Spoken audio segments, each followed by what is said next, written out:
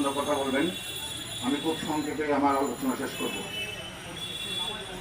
এই অবৈধ সরকার ক্ষমতায় আসার পর থেকে জনগণের উপরে যে নির্যাতন শুরু করেছে, এখান থেকে বেশি দূরে নয়, শাপলা চত্বরে 2013 সালে ইতিহাসের জঘন্যতম বর্বরতা এবং গণহত্যা সেদিন চালিয়েছিল।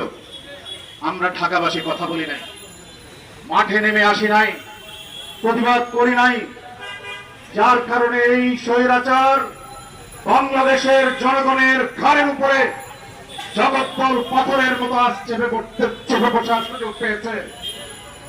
2018 সালে নুরুল হক নুরুর নেতৃত্বে এদেশের ছাত্র সমাজ রাস্তায় নেমে এসেছিল।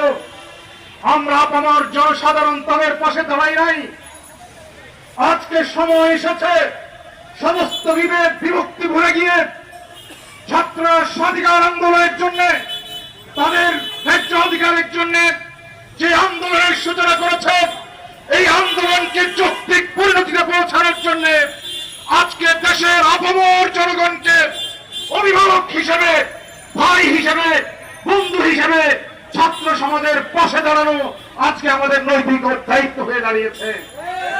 আজকে যদি আমরা সিদ্ধান্ত নিতে ভুল করি, তাহলে বাংলাদেশের পরিণতি 1757 সালের সিরাজউদ্দৌলার মতো হবে। এই বাংলাদেশকে বর্তমান তাবেদার ঘোষিটি বেগম রং ধরে প্রধানমন্ত্রী শেখ হাসিনা বাংলাদেশের মাটিকে আরেকটি ভারতের উপনিবেশ বানিয়ে ছেড়েছে। সময় এসেছে লড়াই করার, রক্ত দিয়ে এই দেশের স্বাধীনতাকে পুনরুদ্ধার করার।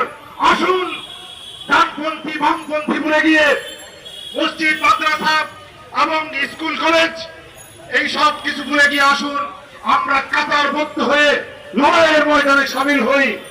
ছাত্র জনতা এই দেশের ইতিহাসে ভূমিকা রেখেছে। 52 ভাষা আন্দোলন ছাত্র সমাজের ভূমিকা, 71 মুক্তিযুদ্ধ ছাত্র সমাজের গুরুত্বপূর্ণ ভূমিকা ছিল, এবং পরবর্তীতে 90-এর স্বৈরাচার বিরোধী আন্দোলন ছাত্র সমাজের অগ্রণী ভূমিকা ছিল। আজকে 2024 সালে এসে ছাত্র রাজপথে নেমে এসেছে। আসুন আমরা ছাত্রদের পাশে দাঁড়িয়ে এই স্বৈরাচারের বিরুদ্ধে চূড়ান্ত লড়াই অবতীর্ণ হই।